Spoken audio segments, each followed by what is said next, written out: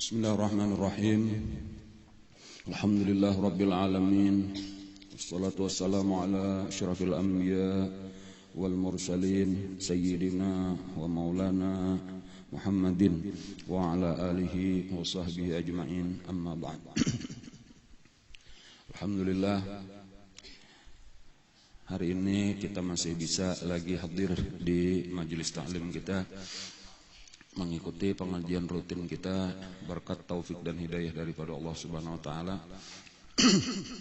Mudah-mudahan taufik hidayah terus diberikan kepada kita, amin ya rabbal alamin. Masih lagi kita membicarakan, mempelajari tentang kisah perjalanan hidup daripada Rasulullah sallallahu alaihi wasallam.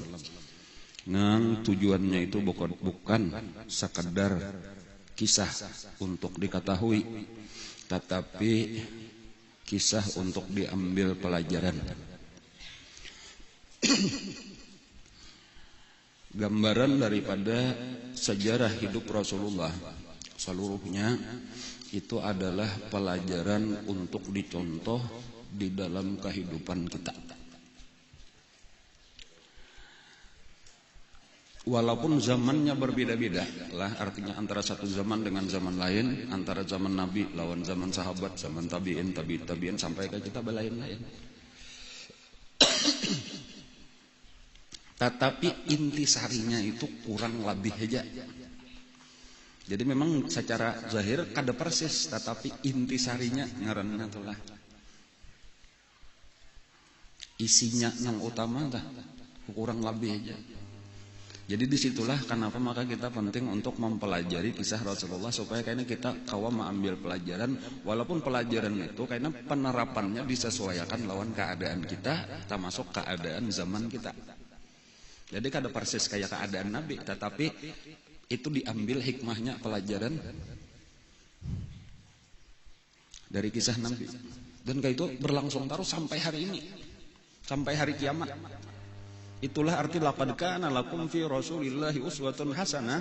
Allah sudah menjadikan kisah Rasulullah itu sebagai uswatun hasanah, sebagai ikutan yang paling baik bagi kita, bagi umatnya sampai hari kiamat.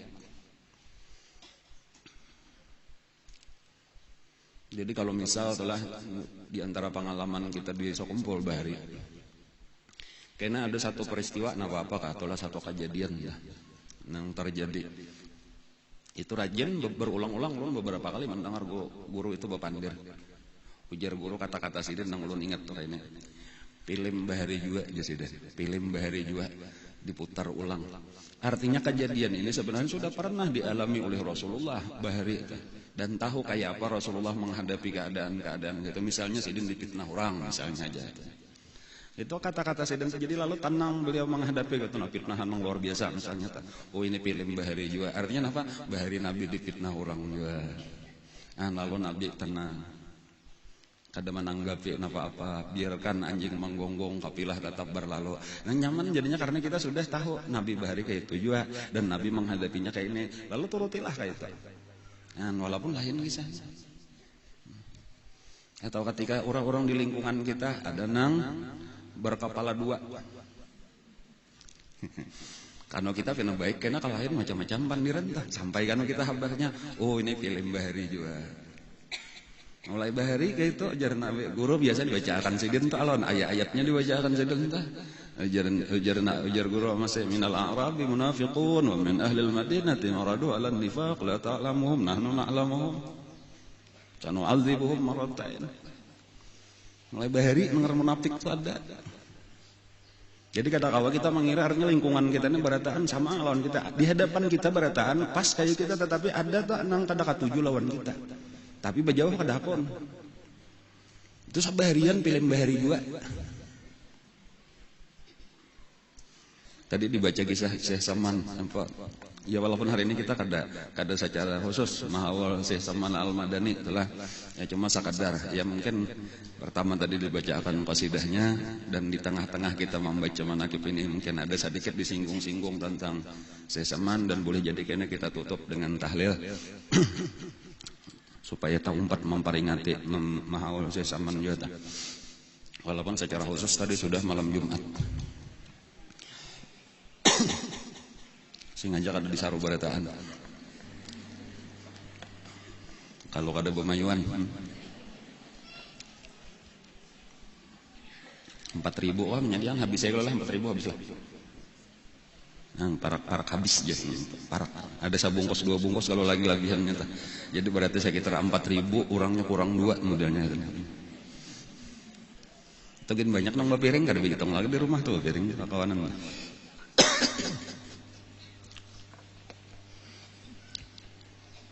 Dari ini kayaknya belikan ke rumah hanya makan lah masing-masing aja.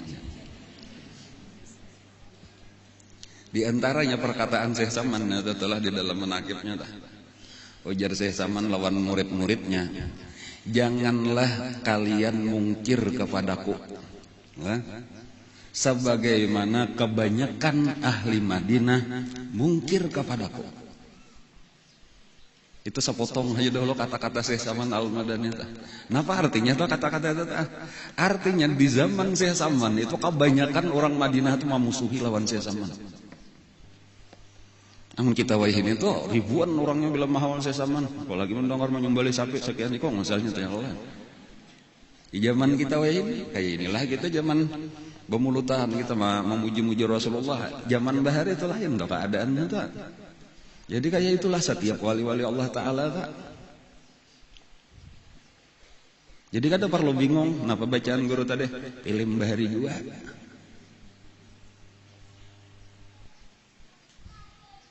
Atau kayak guru kita misalnya ada di antara jiran tetangga misalnya nang ngamusuhi sampai sidin tak pindah-pindah kehabisan bahkan Pak biasanya kan penolong sidin atau murid-murid nang terbanyak di luar daerah nang berjurut-jurut datangan kadang-kadang nang parak-parak nang melihat orang lalu lalang yang bener aja itu ada tageritik ada anak umpatan. Apa itu? Orang nang iyanya kan orang Madinah. Nang datang kisah Tufail sama orang itu suku Daus, kisah Abu Dzar Al-Ghifari suku Ghaffar yang saling datangan Bani Aslam itu nang datangan orang Makkah apa?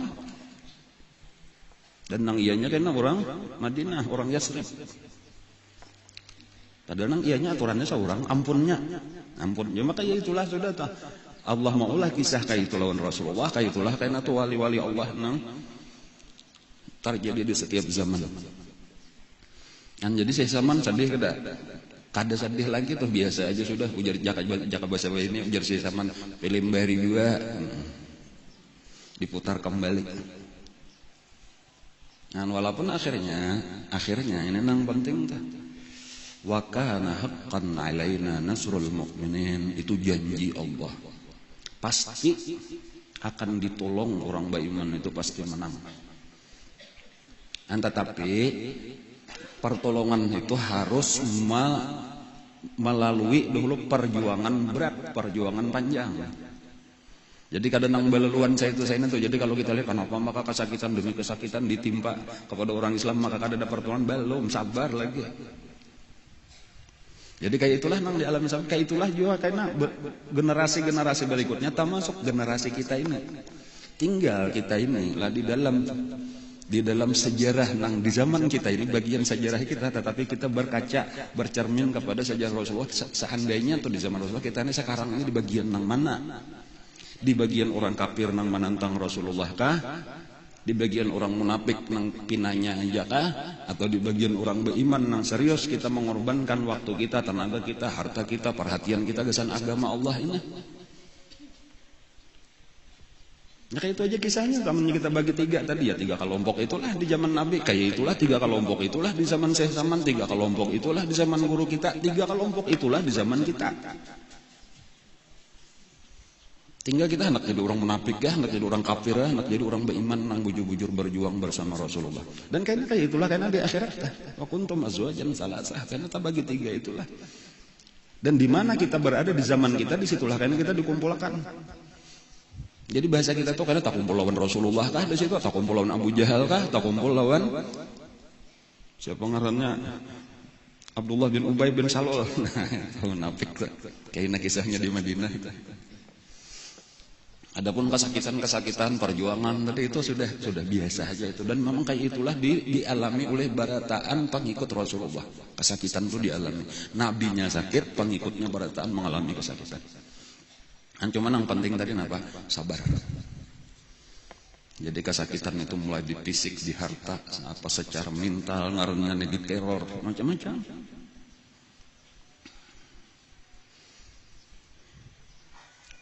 Pemulaan tuh nang sakit itu sahabat-sahabat nang lama. Ya kalau kisahnya sudah ada dikisahkan sebahagian. Nang budak-budak itu disiksa oleh majikannya.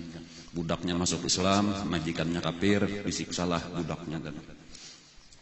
Atau mantan budak, mantan majikan nang menyiksa kan sedang aja. Sampai akhirnya orang-orang nang mulia. Bilanya ada satu orang walaupun hanya orang merdeka, orang mulia, tetapi ketika keluarganya kebanyakan nang mulia-mulia juga ini kada beriman, ini apa ngarannya?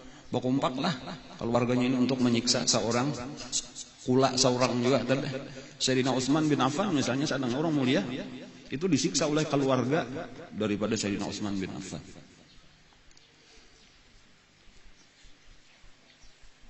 Macam-macam cara-cara penyiksaannya. Yang mungkin pernah juga dahulu ulun kisahkan itu Mus'ab bin Umair, seorang pemuda idola di zamannya luar biasa, pemuda kaya raya nang dimanjakan, disayang oleh ibunya. Kadada beisian baju itu nang kada berkelas, bajunya nang larang-larang, minyak harumnya palarangnya, minyak rambutnya palarangnya, kudanya, seluruh pakaiannya itu. Ketika ketahuan masuk Islam, diambil oleh mamanya barotaan, fasilitas itu diambil, bahkan sempat dikurung, kada diberi makan nih.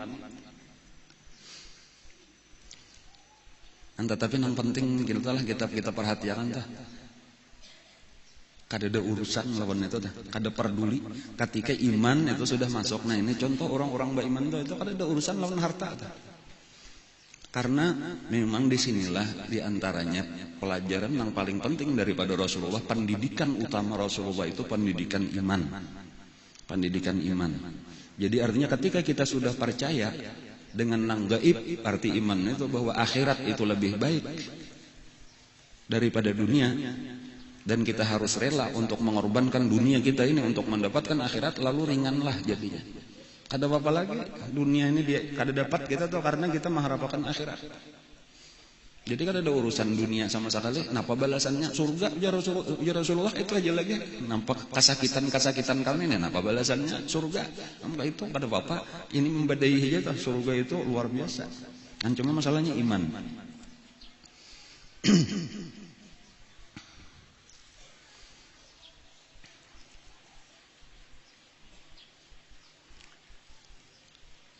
Sa'ad bin Abi Waqqas lah dari salah satu daripada sahabat tuh. Orang mulia juga itu. Itu lain lagi pulang siksaannya nih, artinya terornya nih. Mamanya Sa'ad dari bin Abi Waqqas ini itu mogok makan dan berjemur di panas. Jadi bawa duduk di panas. Kada hakun makan, kada hakun minum, kecuali anak kesayangan ini hakun kembali kepada agama asal. Sampai seharianan. Sampai malam, tetap sampai isok. Akhirnya Sayyidina Sa'ad bin Abi Waqqas mendatangi.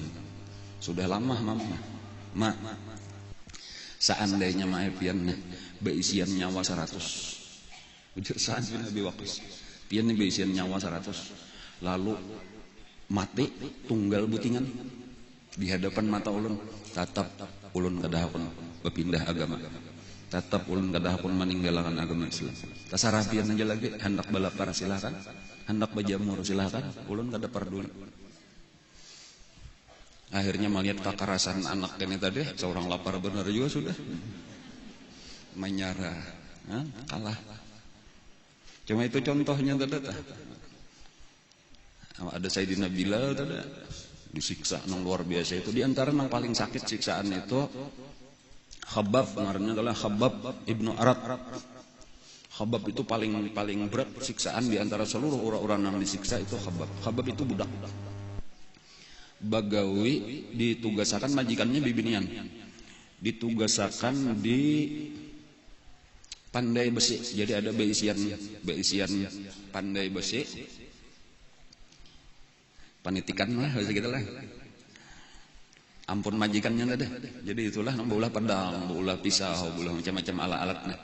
Cangkol jaga kita telah. Nah, sampai waktu sambahyang, lalu sambahyang di tempat gawian. Kebetulan waktu itu entah kenapa tadi maka majikannya ini mendatangi anak menjenguk nih, pada jarang-jarang menjenguk ke pabrik nih. Cuma nasib dari anak ketahuan lagi sambahyang. Sarik benar.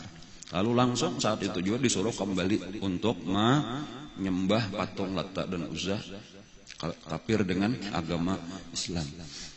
Dah hakon jelas. Lalu diambil besi panas tadi. Nya awaknya tuh di nang habang itu nang dianuakan ke awak. Itu sampai kayaknya sudah masuk Islam, sudah lawas itu di antara kisahnya ini ketika sudah di zaman Sayyidina Umar nang waktu itu kumpulan lalu betul kayak apa kisah ikan bahari itu hendak disiksa itu Khabbab itu mau ungkayakan mamaculan ke baju manuan di belakang itu berlubang sampai ke tulang. Hangit.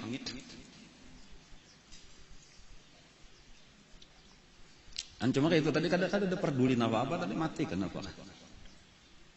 Jadi satu-satunya kisah nang kada tahan itu cuma kisah Ammar. Kalau kisah kan Ammar anaknya Yasir, anak Sumayyah. Itu karena kekanakan dan siksaannya luar biasa. Nang hakun mencela Nabi karena dikerasi oleh Abu Jahal. Itu pun cuma terpaksa benar aja. Hatinya tetap dengan iman. Dan bahkan ketikanya belapor lawan Rasulullah sesudah dilepas oleh Abu Jahal sambil menangis-nangis kayak apa ulun Rasulullah ulun tadi mencela-cela pian.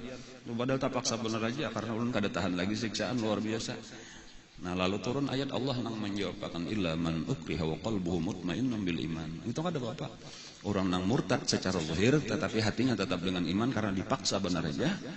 Itu kada apa-apa. Imannya tetap dan nya kada berdosa. Nang berdosa nang mengarasi tadi Abu Jahal itu nang berdosa. Amun nang lain nang tuha-tuha siap mati kada ada artinya mati. Dan itu penting pelajaran maka itu ketika sudah kita memilih jalan agama Islam ini, kita sudah memilih jalan untuk mengikuti Rasulullah, kita kada peduli lagi harta habis. Suhaib Ar-Rumi itu hartanya habis. Itu ketika hendak hijrah itu diambil oleh Abu Jahal dan kawan-kawan. Ini asalnya kedatang ke sini budak. Betul Suhaib itu budak dari Romawi dari Rom lah. Lalu akhirnya dimerdekakan, lalu bercari sampai sugih. Gitu. Sampai sugih. Lalu hendak 4 hijrah. Ujar ini kan datang asalnya susah kasihna berarti seluruhnya duit Makkah. Mereka hendak ke Madinah ayo tangan kosong. Nah, itu tinggalnya habis merataan susah pulang ke burik asal. Itu ada harta pengorbanannya itu.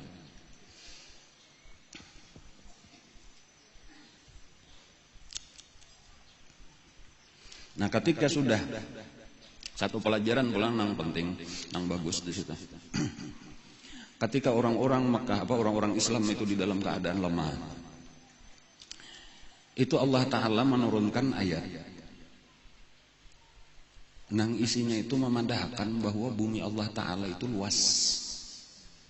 Bumi Allah Ta'ala alam takun ardullahi wasi'atan fatuhajiru fiha.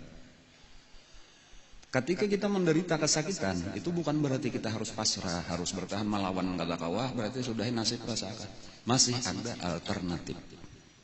Alternatifnya itu adalah hijrah. Nah, jadi itu isyarat daripada Allah tadi. Bumi luas biar Allah Ta'ala kadangnya Makkah aja, rajaki Allah juga menjamin dimanapun kita bisa hidup. Itu satu pelajaran penting bagi kita bahwa penting agama kita ini bisa kita laksanakan dengan aman, dengan damai, bahkan dakwah itu bisa kita sebarkan. Ketika di satu tempat kita kadang-kadang beribadat dengan nyaman, atau kadang-kadang kita menyebarkan agama kita karena tugas kita itu amar ma'ruf nahi mungkar. Ini bukan sekadar agama untuk kita peluk sendiri, tetapi tugas kita disebutkan di dalam Al-Quran itu kuntum khaira ummatin ukhrijat linnas. Kita itu menjadi sebaik-baik umat itu karena ta'muruna bil ma'ruf wa tanhauna 'anil munkar. Karena dakwah. Bukan nang penting asal aku atau kada, kita harus bukan hanya kita nang Islam tapi tugas kita menyebarkan Islam itu ke sekeliling kita. Islam itu agama dakwah ngaranna. Nah, ketika ini kada berjalan lagi, nah lalu bumi Allah itu luas. Jadi salah satunya itulah kisah kenapa maka ada hijrah nang pertama yaitu ke negeri Habasyah. Lalu Nabi memerintah sahabat untuk pergi ke negeri Habasyah. Nah, Habasyah itu di Afrika. Ya kalau lah Ethiopia ya ngarannya wah ini entah. Tapi Ethiopia Bahari itu balain lawan Ethiopia wayah ini. Dalam artian Ethiopia Bahari itu luas. Habasyah itu lebih luas daripada Ethiopia wayah ini, karena Ethiopia wayah ini itu cuma satu bagian kecil dari Habasyah Bahari, sudah terpecah-pecah jadi beberapa negara. Nah, alasan Nabi memerintahkan sahabat untuk mengarahkan sahabat untuk hijrahnya itu ke Habasyah, karena ujar Nabi di Habasyah itu rajanya adil. Dia tidak berlaku zalim kepada siapapun daripada rakyatnya. Itu yang penting. Jadi sebenarnya keadilan itulah yang penting supaya orang nyaman hidup. Ketika terjadi kezaliman seperti di Mekah, nah disitulah orang kada nyaman lagi hidup. Dan bahkan di dalam Al-Quran disebutkan langit dan bumi ini tegak itu dengan bilqis, dengan adil. Artinya apa? Ketika sudah kada adil, sudah kada imbang, runtuh. Mau ditimbangan dalamnya kada sama, kita andak tihang, kita andak di sini di lah, itu harus sama menhandak ranai kata Nabi lainnya barat sabala guguram. Kayak itulah yang terjadi sebuah negara, sebuah kerajaan. Selama itu adil maka itu akan tegak. Tetapi apabila di satu tempat, di satu negara sudah kada adil lagi, tunggu keruntuhannya. Jadi misal aja nih lah sebagai contoh, wah ini di antara yang paling kada adil misalnya Amerika. Amerika itu terkenal wah ini sebagai orang nang negara berkuasa di dunia, negara adidaya ngaranna. Tetapi dikenal beratan orang tahu Amerika itu mempunyai standar ganda. Artinya bilanya bubuhan inya ukurannya kayak ini HAM dan sebagainya. Bilanya ukuran orang lain teroris macam-macam kayak tanya kada bujur timbangan tapi bilanya anggaran mau untung akan inya bilanya anggaran kada ada keuntungan kada dibelanya. Itu tunggu kehancurannya aja lagi tuh. Dan itu sunnatullah walan tajida li sunnatillahi tabdila. Bahkan ini berlaku secara umum. Islam sekalipun apabila kada adil tunggu kehancurannya. Bahkan orang kafir tadi bilanya adil akan bertahan. Jadi itu penting, satu pelajaran ya. Keadilan itu penting, dan itulah tadi alasan Nabi menyuruh sahabat-sahabat untuk hijrah ke Habasyah. Nah, yang pertama-tama hijrah ke Habasyah itu adalah Sayyidina Utsman ibnu Affan radhiyallahu an beserta istrinya Ruqayyah bintu Rasulillah sallallahu alaihi wasallam. Jadi nang pamulaan tulak ke Habasyah sesudah dapat izin tadi itu untuk hijrah itu Sayyidina Utsman dan istrinya Siti Ruqayyah, anak Nabi SAW. Jadi minanto lawan anak Nabi. Bahkan disebutkan oleh Nabi, ujar Nabi Utsman, awwalu man hajara ba'da Lut. Utsman ini adalah orang pertama yang berhijrah sesudah Nabi Lut alaihi salam. Jadi bahari itu terakhir ada hijrah itu adalah Nabi Lut alaihi salam. Berhijrah dari Irak ke Palestina mengikuti Nabi Ibrahim alaihi salam. Dan itu peristiwa kurang lebih 3000 tahun yang lalu. Jadi kada ada lagi itu terdengar kisah hijrah. Sesudah itu nangaran bujur-bujur hijrah Sayyidina Utsman lawan Siti Ruqayyah beserta beberapa orang nang lain. Nang jumlahnya itu pertama-tama itu sekitar 12 orang. Orang-orang nang pertama masuk Islam.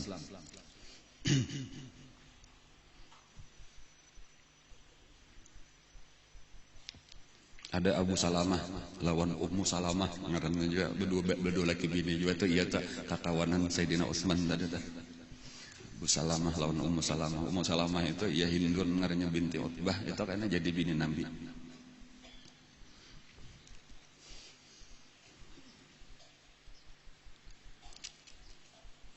Nah lalu secara sembunyi-sembunyi tulakan ke Habasyah, sampai ke pinggir laut, lalu berkapal menyeberang Laut Merah, sampailah ke Habasyah, lalu menghadap Raja Habasyah, gelarnya Najasyi. agamanya Nasrani, Kristen. Tetapi orangnya adil kan. Lalu bepada kami pendatang dari Mekah hendak berdiam di negara Tian. Lalu diizinkan, lalu berdiam di situ dan damai melaksanakan ibadah.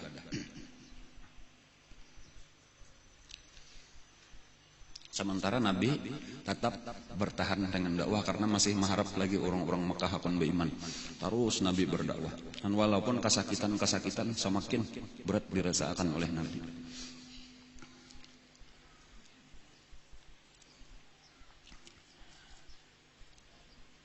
Pernah pada satu hari lah Nabi melihat tokoh-tokoh Quraisy itu terkumpul. Memang rajin berkumpulan di sekitar Ka'bah, berkelompok-kelompok gitu. Nah pada waktu itulah Nabi memang cara dakwah Nabi itu kayak itu terang-terangan bernyaring di tengah orang banyak membacakan Al-Quran. Lalu pada waktu itu Nabi membaca Al-Quran dengan nyaring. Berataan otomatis memperhatikan. Jadi orang Islam memperhatikan, orang kafir mendengarkan. Dan itu Al-Quran tadi dasar. Nah pengarannya menarik perhatian lah itu. Nah ketika waktu itu telah sampai ayat sajadah Nabi kita membaca. Lalu Nabi kita sujud. Orang-orang Islam pun sujud. Tanpa sadar, tanpa terasa. Orang kafir umpat sujud. Nah, karena tak pengaruh emosinya mendengar ayat Quran tadi. Dan ini menjadi berita besar. Nah, lalu zaman itu lah berita, istilah kalau kan mendengar berita besar itulah kalau ini kan masuk koran ya, kalau masuk surat kabar, masuk TV ya, kalau lah ada bahari nampak alat media orang bahari lah media ngarannya tuh media tuh penyampai berita nang efektif kemana-mana mudah tersebar. Itu adalah syair. Jadi media di zaman Rasulullah itu adalah syair. Jadi berita itu dirangkai dalam rupa syair. Jadi bila ada peristiwa besar, tapi bilanya peristiwa yang kecil-kecil, penyair kuliah mengulah berita. Jadi kayak wartawan itu zaman bahari, wah ini wartawan karena itu penyair. Dan penyair inilah satu-satunya yang diperhatikan orang bila ia membaca bepandir. Jadi karena disuruh bila datang penyair ayo baca syair, dibacanya lah syair-syair itu berisi diantaranya berita-berita penting tadi. Dan salah satunya tadi adalah itu penyair-penyair itu menyusun syair itu berita tentang berita besar itu bahwa Nabi membacakan Al-Quran dan berataan orang pun sujud ketika Nabi kita sujud. Itu syair sampai beritanya dari mulut ke mulut dan itu kehebatan orang Arab bilang sekali mendengar syair itu hafal. Model kayak kita juga, cuma kita ini kadang-kadang hafal, cuma kan bila kita mendengar berita itu kalau kita berkisah belaluan kita. Di aja kita terjadi apakah kayak itu tahu berkisah saya ini berkisah pulang lain sambung tetapi bahari kisahnya syair tadi yang disampaikan tuh aku mendengar anak baca syair kayak ini itu hafal syairnya Pak bacakan ini bersambung sampai ke Habasyah. Nah di Habasyah itu dikira disinilahnya karena beritanya jauh dan sambung bersambung tadi lalu orang-orang Habasyah itu mengira bahwasanya orang Mekah sudah masuk Islam beritaan. Itu beritanya nang dikira. Itulah kisah kenapa maka bulikan nang di Habasyah. Kecuali beberapa orang nang bertahan. Nah itu kisahnya kenapa maka bulikan. Sekalinya sampai di Mekah, berita itu tadi kada bujur, salah paham bener aja. Dan jadi di situ kisah lah karena hijrah ke Habasyah itu terjadi 2 kali. Jadi ada hijrah pertama ke Habasyah, kemudian hijrah kedua. Kenapa sampai 2 kali? Karena sekali yang pertama itu bulikan pulang karena mendengar berita tadi nang salah. Nah, jadi kesimpulannya juga satu pelajaran juga berita itu jangan ditagok duluan. Di kolom-kolom aja dulu bujura kadaka. Perlu cek dan recheck. Nah, itu. Supaya jangan salah informasi. Nah, lalu itu hijrah pulang nang kedua tolakan. Dan makin lawas makin banyak aja yang hijrah yang kedua. Nah, itu total terakhir itu sekitar 80 orang jadinya di dalam hijrah yang kedua. Nah, walaupun itu hijrah secara sembunyi-sembunyi. Artinya kada nang berhubungan beimba itu lakan beratan kada karena saya kong berdua tuh lakan. Nah, cuma karena di situ disambut oleh nang sudah ada, nang dicariakan tempat, cariakan usaha. Nah, cuma tadi kawa melaksanakan apa ngarannya ibadah kayak itu aja, kawa melaksanakan ibadah di situ. Dengan tenang kada ada lagi disakiti oleh orang Quraisy karena di Habasyah tadi bebas. Nah, di situ orang rajanya andil, ya silakan orang Kristen melaksanakan ibadah agama Kristen, orang Islam melaksanakan ibadah Islam, agama-agama lain pun silakan juga tanpa diganggu oleh siapapun. Nah, kayak itu di antara kelebihannya Raja Najasyi.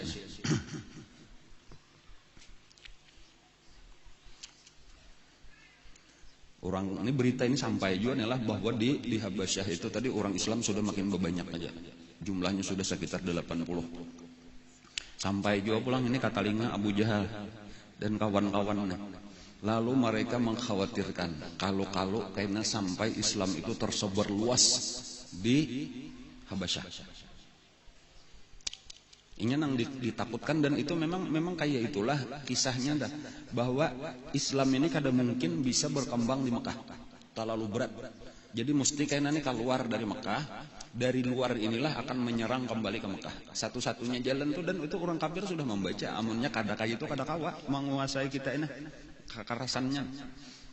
Dan itulah yang dikhawatirkan kalau kayaknya Islam ini berkembang di Habasyah, lalu dari Habasyah itu menyerang ke Mekah, kada sanggup lagi.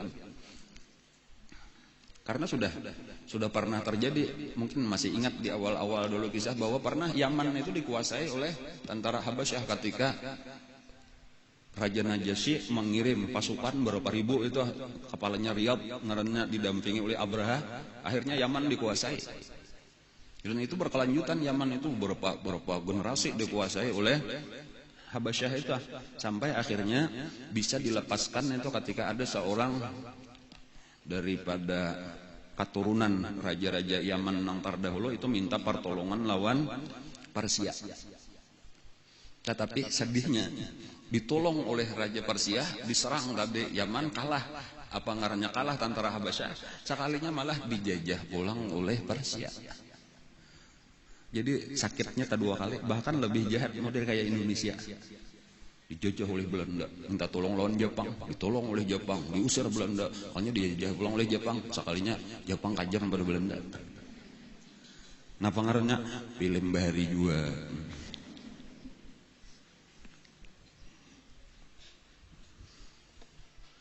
Ya itulah minta tolong lawan orang kafir.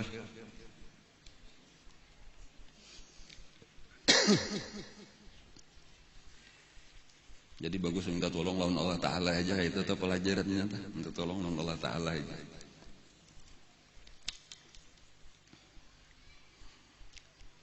Mengirim utusan, bubuhan tokoh-tokoh Quraisy nih mengirim utusan. Beberapa orang dikepalai oleh Amr ibnul As. Waktu itu belum masuk Islam lagi. Salah satu napa ngarannya Jakawe ini diplomat, juru bicara politik. Datang ini menghadap kepada Raja Najasyi supaya dibulikakan. Orang-orang yang dikirim ke bawa ke Mekah pulang karena ini dicari oleh keluarganya. Mereka ini adalah orang-orang yang meninggalkan agama nenek moyangnya. Dan mereka ini membangkang, mereka ini melawan, menjelik-jelikakan Tuhan kami, membodoh-bodohkan orang pintar kami, kayak itulah anehnya. Tolong bulikakan. Nah, usir mereka dari negeri Habasyah. Keluarganya sudah menunggu untuk memberikan hukuman kepada masing-masing. Nah, untung Raja Najasyi itu raja yang adil, tadi ujar Raja Najasyi. Sebelum aku menyerahkan, aku hendak mendengar langsung dulu. Nah ini bagusnya. Nah, dan lalu dipanggil lah. Orang Islam takutan kayak apa kita nih, nasib kita nih bisa diusir kayak nanti dibulikakan, diserahkan lawan orang-orang kafir kita nih bisa. Dan itu nang dikhawatirkan. Lalu bapandiran rapat nih orang-orang Islam. Kesimpulannya sudah kita serahkan nasib kita lawan Allah Ta'ala. Apapun kayaknya yang ditakuni oleh Raja Najasyi, kita jawab seadanya. Kita jawab seadanya. Jangan bakar ramputan. Kalau kita cari bakar ramput supaya selamat, kada usah. Kita kisahkan seadanya aja sudah. Nah, kayak apa nasib kita? Serahkan lawan Allah Taala. Kita minta tolong lawan Allah. Hanya itu pulang tuh, itu orang Islam tuh kayak itu makalahan tuh, jangan katunya bakar rambut macam-macam kayak aku bagus kayak ini. Dipikirkan lawan akal kita seorang dah supaya selamat, maksud kita pada dusta itu akan menambah kesulitan hidup. Banyak di orang hendak mencari keselamatan dengan mengarang-arang alasan kayak apa itu. Ketahuan aja muha orang pangaramput tuh, tahuan aja. Sudah jaka salah kepada aja, aku tuh salah, aku minta maaf. Nyaman gak itu daripada cari-cari alasan supaya kita kada salah. Malah tak 2 kali salah, pertama sudah tak salah, kemudian bakar rambut pulang. Makin orang kada percaya aja lawan kita. Nah kayak itulah tadi kisah dipimpin orang Islam ini oleh Sayyidina Ja'far bin Abi Thalib. Nah lalu menghadaplah, jadi sebelah sini Amr ibn al-As, tokoh Quraisy, sebelah sini tadi Ja'far bin Abi Thalib. Nah lalu di hadapan Raja Najasyi. Lalu ditakoni, artinya menurut Amr bin As, kalian ini adalah orang-orang yang membangkang lawan tokoh-tokoh Quraisy, keluar daripada agama nenek moyang kalian. Apa sebenarnya yang terjadi? Jelaskan. Nah, lalu dikisahkanlah oleh Ja'far bin Abi Thalib, sapupu oleh Nabi dan sanak oleh Sayyidina Ali. Sayyidina Ja'far At-Tayyar yang pedangnya saling panjangan. Ada kalau dulu waktu pameran pedang pemanjangnya pedang 2 meter lebih pedangnya Ja'far bin Abi Thalib. Gonol-gonol aja Sayyidina Ja'far kada. Itu pedang jadi panjang itu karena itu pedang khusus gasan bakuda. Jadi kalau di atas kudanya panjang banget kayak tumbak. Nah, tetapi sidin kada pakai tumbak, diulah bentuk tumbak pas panjang tumbak tapi pedang. Itu kisah pedang Sayyidina Ja'far bin Abi Thalib. Dan lalu dijelaskanlah seadanya tadi tuh, kami ini adalah orang-orang jahiliyah. Dan kami maulah patung lalu disembah. Kemudian kami saling berperang. Kami memakan riba, kami memutuskan silaturahim, menyebarkan zina, macam-macam keadaan jahiliyah. Lalu datanglah seseorang yang terbaik daripada kami. Mengaku mendapat wahyu daripada Allah Subhanahu wa taala. Lalu ia melajari kami untuk mengasahkan Allah, kada boleh lagi menyembah selain daripada Allah karena patung-patung itu kada memberi manfaat, kada memberi mudarat. Lalu dilarangnya kami untuk memakan riba, dilarangnya kami untuk memutuskan silaturahmi, disuruh kami untuk beribadah cuma kepada Allah. Jelaskanlah segala-galanya, dia jelaskan.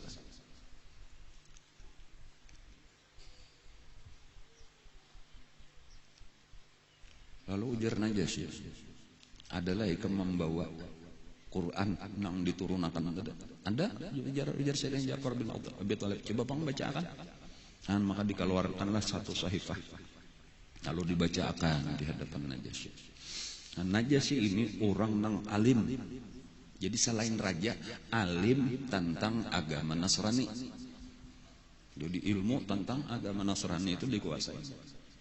Itu yang sudah mendengar ayat Al-Quran yang dibacakan oleh Sayyidina Ja'far bin Abi Thalib, itu kata-kata Najasyi itu kayaknya seluruh nang ikam baca itu bersumber dengan apa nang dikatakan oleh Nabi Isa, itu dari satu sumber nang sama. Artinya sebagaimana yang pernah disampaikan oleh Nabi Isa itu berasal dari Allah, disampaikan oleh malaikat Jibril. Ini nang ikam baca ini dari Allah, disampaikan oleh malaikat Jibril juga, sama bujur. Itu kata-kata Najasyi. Lalu keputusan Najasyi, aku kada menyerahkan, biarkan mereka ini hidup di negaraku. Nah kayak itu. Nah, lalu kecewalah Amr ibn al-As, bulikanlah pulang, alhamdulillah, gembira orang Islam karena kada jadi diusir, kada jadi diserahkan lawan rombongan Amr ibn al-As ini. Nah, cuman ngaran Amr ibn al-As inilah orang kada putus asa, supan bulik nih tangan kosong nih, gagah. Lalu bulik tuh kada langsung bulik ke Mekah, berenai aja dulu, berpikir, ngapa pula. Lalu akhirnya timbul pemikiran. Datang pulang beberapa hari kemudian menghadap lawan Raja Najasyi. Ada satu masalah lagi yang hendak kami sampaikan. Mereka ini membicarakan tentang agama pian itu dengan pembicaraan yang kada baik. Jadi tetap seharusnya diusir. Jadi bukan lagi permasalahan antara orang Islam lawan keluarganya di Mekah ambeh itu, karena itu kada ada urusan lagi. Ini sekarang hendak diadunya antara orang Islam lawan agama Nasrani sendiri. Artinya ini menyebut tentang Nabi Isa kada sesuai dengan apa nang pian yakin. Menjelaskan tentang agama pian itu kada bujur. Kayak apa penjelasannya? Kadu ujar Amr bin As, panggil aja takuni seorang pian hendak anak supaya menguatkan andinya. Bukan ulun nang mandada, panggil lagi. Takuni kayak apa pendapatnya tentang Nabi Isa? Kayak apa pendapatnya tentang agama Nasrani? Nah, lalu dipanggillah ulang orang Islam. Nang maju tadi tetap Sayyidina Ja'far bin Abi Thalib. Nah lalu ditakuni kayak apa masalah Nabi Isa, kayak apa masalah agama Kristen menurut di dalam Al-Quran. Lalu dibacakanlah ayat-ayat Al-Quran yang mengenai penciptaan Nabi Isa, bahwa Nabi Isa itu sebenarnya adalah seorang Nabi, bukan Tuhan, bukan anak Tuhan. Innama sala Isa indallah kama sali Adam khalaqtahu min turabin tsumma yaqulu lahu kun fayakun.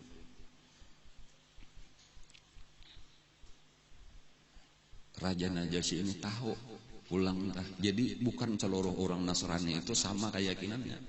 Tahu bahwa di dalam agama Nasrani ada keyakinan yang kayak itu, nang muwahhidin itu ada. Dan bahkan sejak itulah masuk Islam. Artinya cahaya kebenaran Islam itu masuk ke dalam hati Raja Najasyi. Akhirnya apa? Ditolak pulang permintaan Amr ibn al-As. Artinya ini kan kada ada masalah, karena kayak inilah keyakinan daripada agama Nasrani.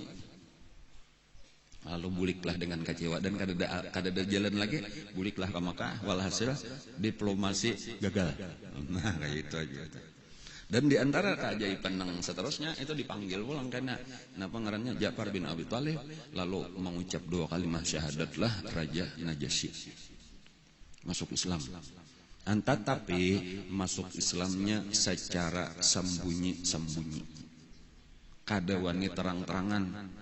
Karena memang kebanyakan daripada orang Nasrani di Habasyah itu memang kada menganggap Nabi Isa itu sebagai nabi, tetapi lebih kebanyakannya itu menganggap Nabi Isa sebagai Tuhan atau anak Tuhan. Dan itulah memang agama Nasrani itu sudah dirasuki kayak gitu. Jadi kesulitan untuk membawa kata-kata. Jadi disembunyikanlah agama itu. Dan bahkan sempat kayaknya terjadi peperangan karena dicurigai ini kenapa maka begitu membela lawan orang Islam atau sebahagian orang-orang Nanghiri lawan Raja Najasyi itu sempat curiga. Sempat terjadi perdebatan, akhirnya sampai terjadi peperangan. Terjadi pemberontakan lawan Raja Najasyi yang masih menyembunyikan keislamannya, walaupun akhirnya pemberontakan itu bisa dipadamkan, dikalahkan, dan Najasyi itu tetap menjadi raja sampai meninggal. Tetapi satu permasalahan itu yang dilihat oleh Nabi kita, kenapa maka kada dilanjutkan ke hijrah ke Habasyah itu, kada disuruh barataan orang dan kada dijadikan Habasyah itu sebagai pusat penyebaran agama Islam, karena memang Raja Najasyi itu kada wani mengungkai keislamannya secara terang-terangan, sehingga sulit kena untuk berkembang agama Islam di situ. Nah, jadi artinya inya secara pribadi hakun masuk Islam, tetapi agama Islam bukan kayak itu. Agama Islam itu kita harus tegas, harus berani terang-terangan, dan kita siap untuk menerima risikonya. Ada ini takutan lagi, ada rasa takutan amun terang-terangan kayaknya malah aku diberontak orang kayak apa nasib gitu, masih setengah-setengah itulah lagi. Dan itulah yang menyebabkan Nabi jaka bahasa kita mantah untuk menerusakan hijrah ke Habasyah. Dan walaupun Nabi memuliakan nih orang Islam juga, cuma kayak itulah kualitas keadaannya tuh, balain lawan nang dikehendaki. Jadi seharusnya Islam itu tegas, kayak itu jelas-jelas saja sudah, dan kita yakin dijamin Allah. Jadi modelnya nang jaka dikehendaki itu kayak itu, Najasyi itu harus memproklamirkan keislamannya dan membawa orang lain masuk Islam kayak itu tuh, dan minta menghabari Nabi kita, Nabi akan hijrah ke sana, pertolongan diberikan Allah, seluruh Afrika itu akan diislamkan. Modelnya harapannya kayak itu. Cuma ternyata kada sampai. Jadi walaupun orang Islam itu dibebaskan untuk melaksanakan agama, tetapi mereka kada boleh berdakwah agama Islam itu di negeri Habasyah. Itu penyebab kada maju jadinya. Bahkan karena akhir-akhirnya berataan bulikan walaupun bulikannya bukan ke Mekah tetapi sesudah Nabi hijrah ke Madinah. Nah, dan pada saat itulah karena Raja Najasyi meninggal, itu Nabi sembahyang gaib untuk Najasyi. Dan jadi satu pelajaran juga tuh, pelajaran aja lawan kita tuh kada kayak itu kita tuh jangan merasa cukup asal aku masuk Islam aku selamat. Kada ada kewajiban kita kepada lingkungan kita untuk bebawaan. Dan kada perlu takutan apa-apa. Kada perlu takutan. Ini kan takutan kalau kayaknya aku ditolak lalu diberontak lalu aku ampih jadi raja, kan masih ada dunia. Itu jangan ada dunia apa-apa. Adapun tadi tantangan macam-macam itu berat, itu biasa aja sudah. Khabbab ibnu Arat tadi sesudah disiksa itulah, itu datang kepada Rasulullah. Waktu itu Rasulullah lagi di higa Ka'bah. Wahai Rasulullah, sadang sudah siksaan ini luar biasa. Bukan hanya kepada ulun, ya ulun alhamdulillah tahan aja nangka ini kesakitannya. Dan sebahagian daripada sahabat tadi ditolonglah oleh Allah, diberi Allah keajaiban seperti majikannya Khabbab ibnu Arat itu menderita satu penyakit. Nang datang kepada dukun ujar dukun, ini penyakitnya ini marga menyakiti seseorang zalim dan kada ubatnya kecuali kepalanya itu di apa ngarannya ya, dipanasi lah dengan besi panas. Dan kayak itulah kesakitan kepala luar biasa bilanya diandaki wasi panas luyuh tapi hanya merasa nyaman. Sampai akhirnya meminta lawan Khabbab sendiri. Kada Khabbab nang tukang andaki kan pada bakal saurang mah andaki. Dan itu balasan Allah tuh nampak. Ada juga Zunairah, namanya ada binian Zunairah. Itu dipukuli oleh majikannya sampai buta. Jadi dipukul di kepala, di muka sampai matanya kada melihat lagi. Jadi bilanya berjalannya jadi orang buta lah, di tengah jadi jalan. Itu ditatawakan oleh bukan Abu Jahal, kan ini dilaknat karenanya kafir lawan Hubal. Matanya penglihatannya diambil oleh Hubal. Ya berdoa Zunairah tadi, ya Allah, pian nang menghilangkan penglihatan ulun bukan Hubal, dan pian sanggup mengembalikan. Langsung melihat pulang. Dan majikannya tadi nang jadi buta. Nah itu ada keajaiban nang seharusnya orang nang melihat nang kayak itu beriman. Cuma kayak itulah orang nang kafir tetap kafir sampai mati. Nah, lalu kisah Khabbab tadi datang kepada Rasulullah di higa Ka'bah. Ujar Khabbab, wahai Rasulullah, sadangnya kesakitan orang Islam ini sudah luar biasa. Ulun mau usulakan jaka pangpian berdoa meminta lawan Allah supaya kita ditolong. Ujar Nabi, kan kain ini pelajaran jauh pulang lawan kita nih lah pelajaran terus sebenarnya asal kita bisa memperhatikan. Ujar Nabi, wahai Khabbab, orang-orang nang dahulu daripada kita, mereka di dalam melaksanakan agamanya mengalami kesakitan kayak kita juga. Bahkan ada nang lebih sakit daripada kita, tetapi mereka sabar. Ada salah seorang daripada orang dahulu, ujar Nabi kita, digergaji mulai di kepala sampai ke buritnya pagat dua, kada pernah inya sabatik pun berucap untuk meninggalkan agamanya. Ada lagi satu orang dibawakan sisir daripada besi, lalu dikoyak-koyak dipisahkan daging daripada tulangnya, inya masih hidup dirasa akannya sampai paculan dagingnya, kada pernah inya mengeluh, tetap bertahan dengan agamanya. Yang kayak itu Nabi dah bukan doa akan tadi sebenarnya kita harus sabar. Kita ini masih tergesa-gesa, sabar aja karena belum sampai waktunya. Padahal kayak itu sudah dirasakan oleh orang Islam, cuma Nabi kayak itu malah jadi. Dan kayak ini satu pelajaran. Nah kadang-kadang kita ini merasa terlalu lawas sudah berjuang, padahal itu belum apa-apa lagi. Orang bahari jauh lebih berat daripada itu, mereka masih tahan. Kayaknya ujar Nabi ada masanya pertolongan Allah itu ada, cuma kita ini ajula, tadi tahu innal insana khuliqa ajula, khuliqa min ajal, ini katujuh hendak laka sejak ada penyabaran. Jadi tingkatkan sabar aja lagi, karena ada masanya. Orang satu saat ujar Nabi kayaknya ada orang akan berjalan dari kota San'a itu sampai ke Hadramaut itu tanpa takut apapun kecuali Allah, dan yang ditakutkannya cuma paling-paling Nah pengarannya adziba ala ghanami ujar Nabi paling-paling nya nang ditakutaninya apa ngarannya sarigala nang mengganggu kambing-kambingnya.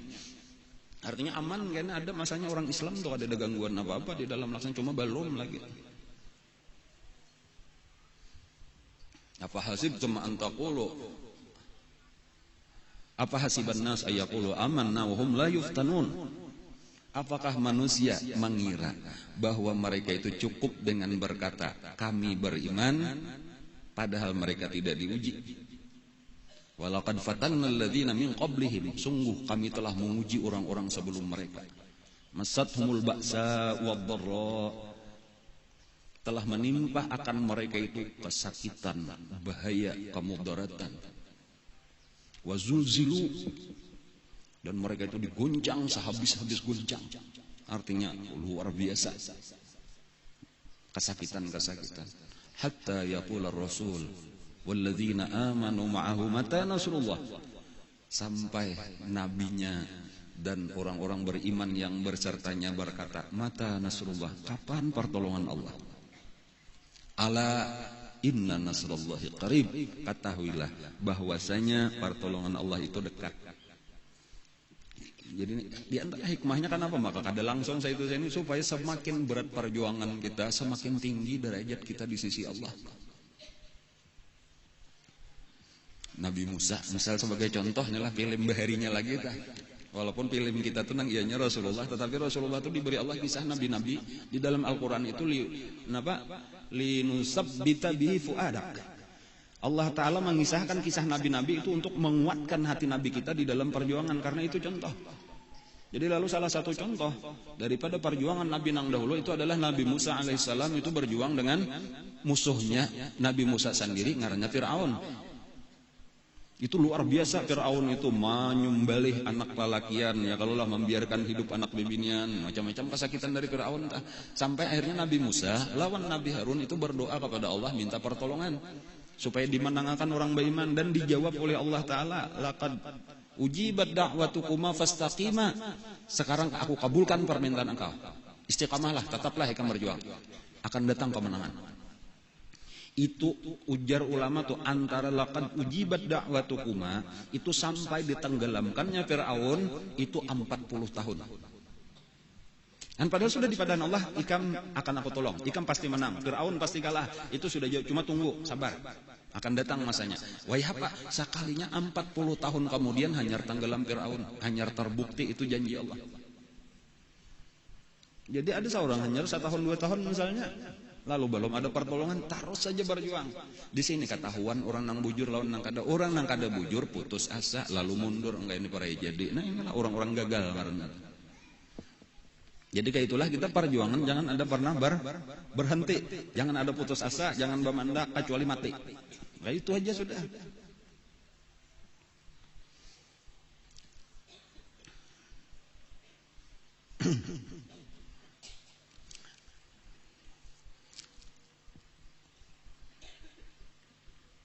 Ketika sudah tadi inilah, ya, teman-teman lagi.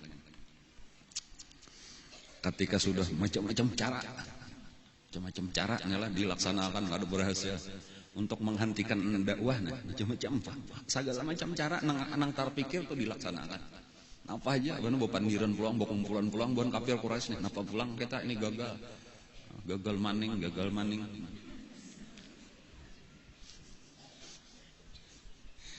Tapi kada putus asa. Jadi sebagaimana orang kafir kada putus asa untuk membendung dakwah Islam, seharusnya orang Islam jangan putus asa juga untuk terus maju. Ya Allah, karena kita benar dan pertolongan Allah pasti lawan kita. Kayak itu. Nah, jadi pelajaran juga orang kafir walaupun gagal maning tapi terus maju. Di antara tawaran-tawaran itu kayak inilah tawaran nang tuha-tuha pulang dikirim. Nang tuha-tuha dari orang kafirnya datangi Nabi supaya Nabi ini kelihatan anom. Kayak ini aja jenang tuha-tuha. Ubay bin Khalaf ngarannya adalah apa kan Jepang coba. Umayyah bin Khalaf itu orang tuha adalah Walid ibn Mughirah itu orang tuha. Punya nang adamon kayak Abu Jahal itu masih pemuda-pemuda lagi tuh nang umuran Nabi aja lah bisa tak ya ukuran nang kayak itu. Ini nang senior bujur, sisa-sisa orang tua lagi nih dikirim menghadap Nabi. Lalu nang tuha-tuha ini nang bepandir lawan Nabi. Kami ini artinya melihat kadada mau bakat tuntungan yang sudah nah perselisihan antara Ikam nih lawan bubuhan tokoh-tokoh Quraisy. Kita berdamai ya sudah. Kayak ini nih. Baga gantian aja sudah. Kayaknya sehari menyembah Allah, barataan.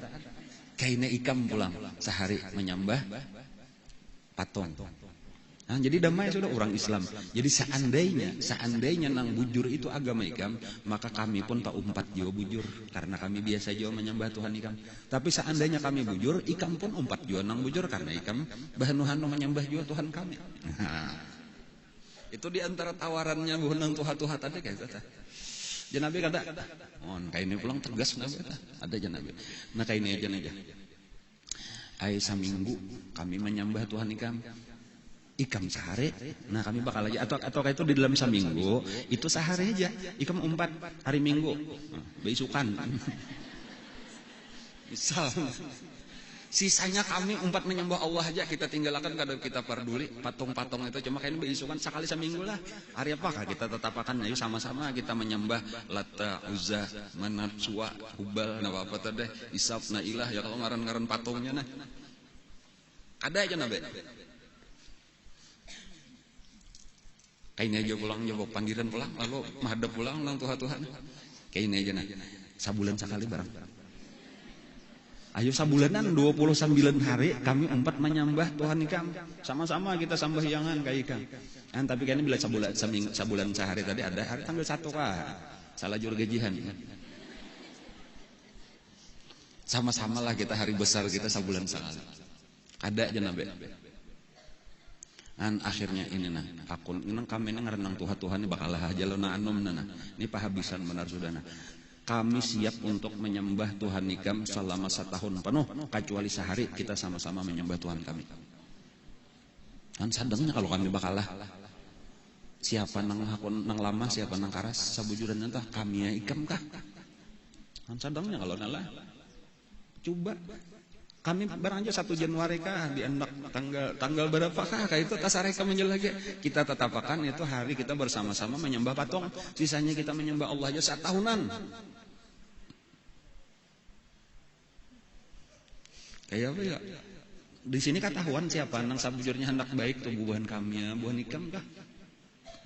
Kan orang tuha, ini pandir orang tuha nah. Pahabisan jalan ya Abu Jahal mau utus nang tuha-tuhan. Amunnya orang lawan akal, mesti bujur bukan orang kafir. Tetapi kita ini kan lawan akal. Agama kita ini bukan lawan akal, ini lawan syara ngaranna. Pada saat itulah Allah menurunkan Al-Qur'an, "Qul ya ayyuhal kafirun." Katakan wahai Nabi Muhammad kepada orang-orang kafir, "La a'budu ma ta'budun." Aku tidak akan menyembah apa yang kalian sembah. Wala ta'buduna ma a'bud. Dan kalian pun kada perlu menyembah nang apa sembah. Nah itu turun surah Al-Kafirun. Jadi itu dari Allah langsung nang itu walau sehari pun kada boleh bakapir. Bila sudah Islamlah secara total. Jangan hakun bagagantian. Dan wacana istilahnya pemikiran ini sampat bahari itu di zaman Orde Baru lah itu pernah terpikir kita kayaknya hari raya bersama, Natalan bersama, ada tuh orang Islam juga itu sudah tadahulu Abu Jahal pikiran kayak itu. Artinya demi napa ngarannya nang beragama apa?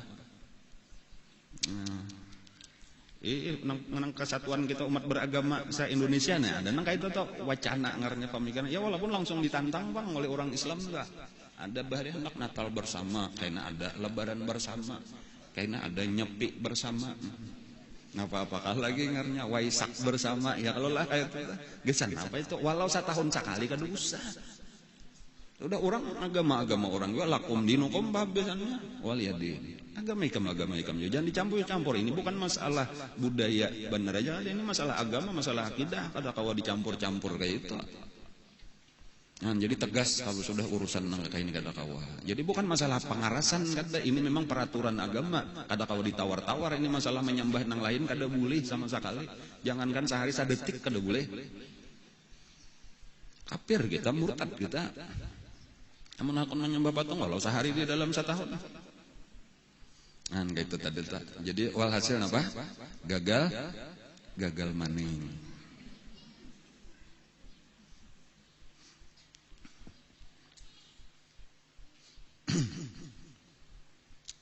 Lalu nang terakhir,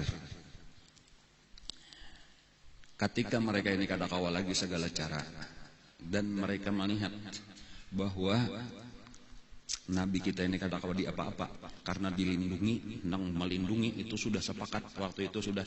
Ketika melihat lah Nabi diserang makin luar biasa serangannya tadi, akhirnya Bani Hashim ngaranna lah dan Bani Abdul Muttalib itu berkumpul.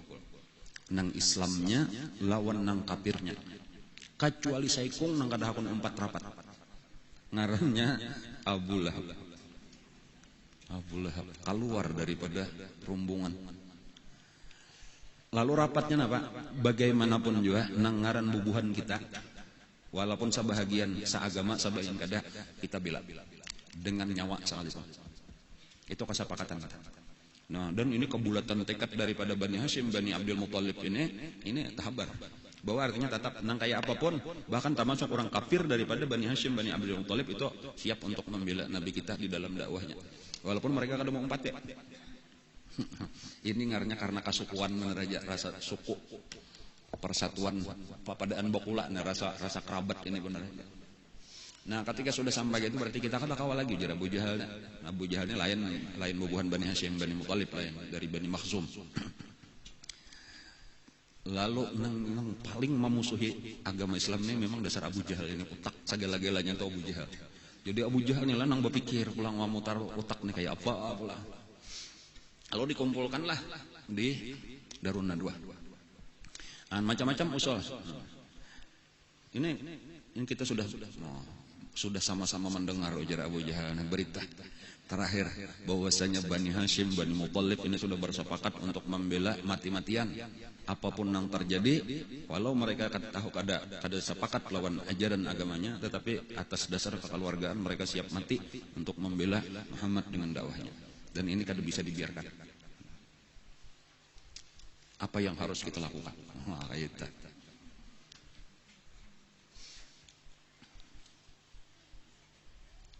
Kita bunuh, saya kok ada usaha.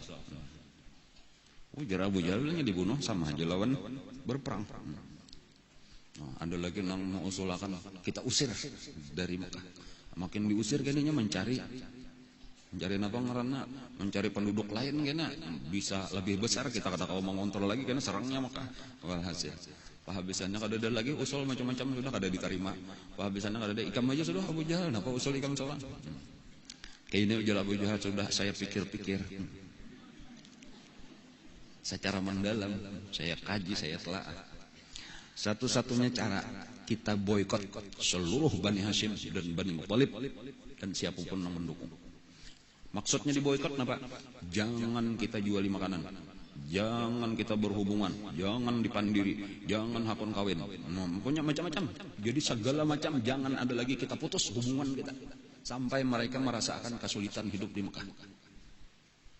Kecuali satu, mereka hakun menyerahkan Muhammad sebagai gantinya hidup-hidup. Dan kita perbuat terserah kita. Lalu ditulis.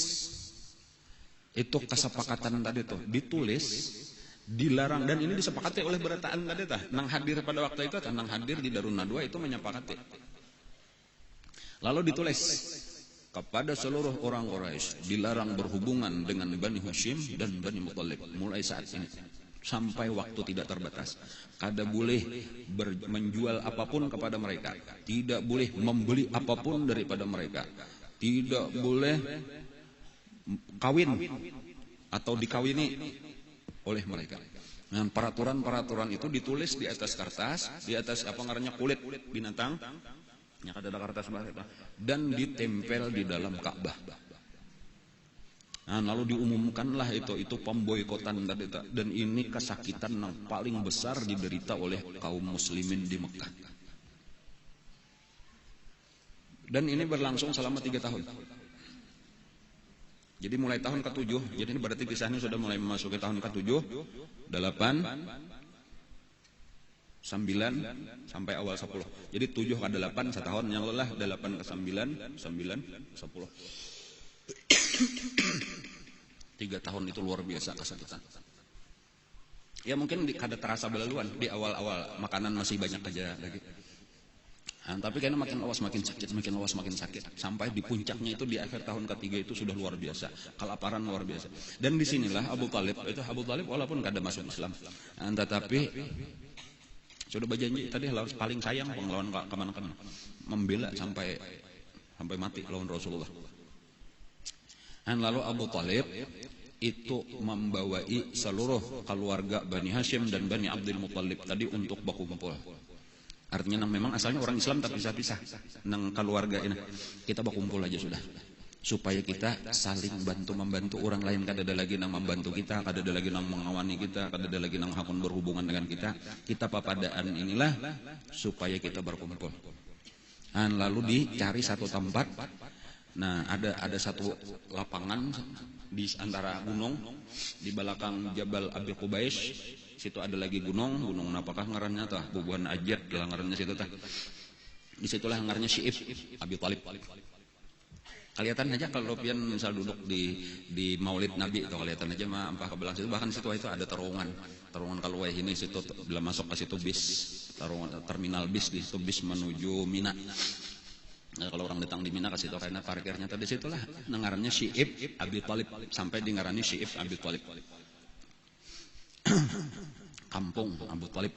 Disitulah Nabi kita dan sahabat-sahabat selama 3 tahun diboykot. Kada kawa mengadakan hubungan apapun.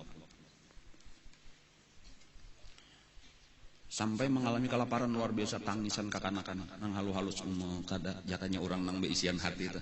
Marah kakanakan kelaparan kada ada makan. Ada masuk anak-anak halus-halus di situ ada. Cuma nangaran Allah Ta'ala telah memberi rajaki itu ada aja jalannya. Di antara rajaki nang didapatakan walaupun jarang-jarang kawa mendapatakan itu adalah memang secara sembunyi-sembunyi daripada keluarga nang masih kafir. Tetapi karena ada hubungan kekeluargaan itulah nang mengirimi makanan secara sembunyi-sembunyi. Caranya mengirimi makanan itu yaitu untah diisi lawan bahan makanan sebanyak-banyaknya. Lalu kaina ada celah antara dua gunung itu ada celah halus. Talus di situ unta. Malam-malam kaina jalan subalah lalu dipukullah unta itu tadi, lalu bukahlah unta jalan celah tadi sampai kaina ke hadapan orang Islam, lalu diambillah.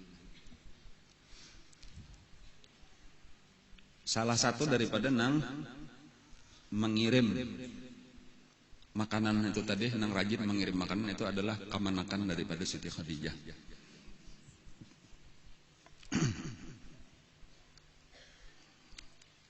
Dan ada beberapa orang nang lain gitu dah. Padahal orangnya kan di Islam.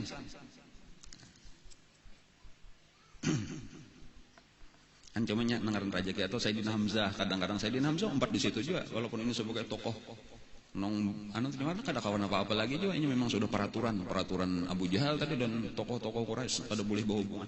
Cuma Sayyidina Hamzah ini kan terkenal sebagai seorang pemburu.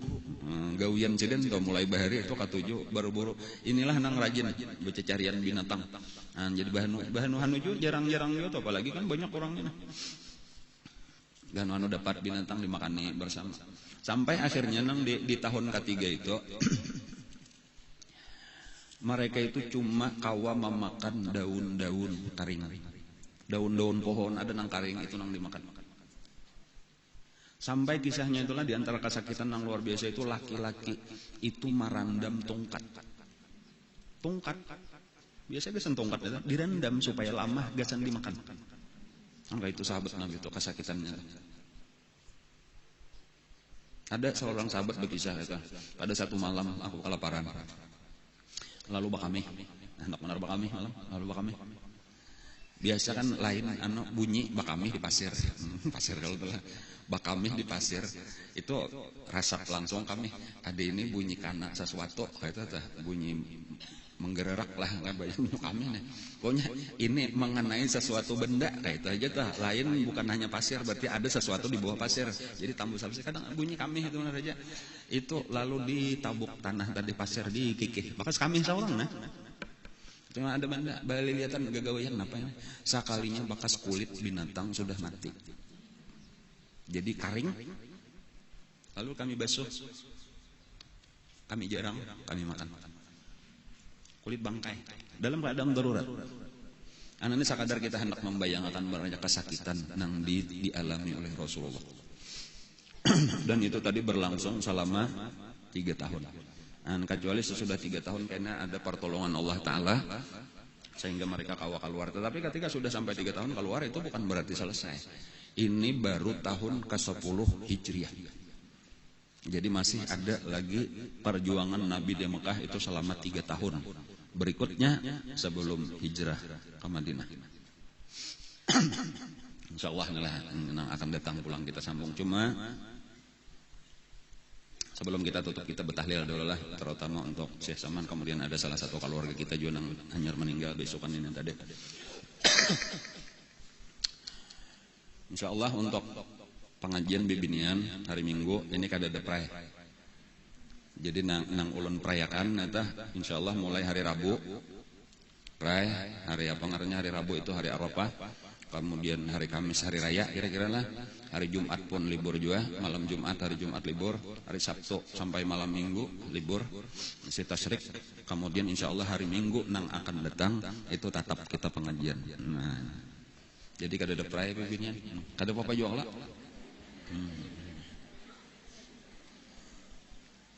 Walaupun masih hari tasyrik lagi tak ada cuma hari tasyrik ketiga kada apa-apa lagi juga kira-kira kada menyembelih sapi lagi juga ya kalau hari Minggu itu. Hari Kamis itu sadang aja paling lambat hari Sabtu menyembelih itu. Hari Minggu itu bagus kita kasinian aja pulang kita menyambung lagi kisah Rasulullah sallallahu alaihi wasallam. Banyak lagi kisah yang perlu kita ketahui, terlalu banyak lagi pelajaran-pelajaran yang bisa kita ambil daripada kisah beliau yang insyaallah seluruhnya itu akan bermanfaat di dalam kehidupan kita. Nah, lalu kita tutup dengan tahlil sedikit saja khusus besan Syekh Saman dan ahli sanad kita kepada beliau dan kepada ibu bapak kita, guru-guru kita, keluarga kita. Mudah-mudahan di dalam kubur diberikan Allah kelapangan. Amin ya rabbal alamin.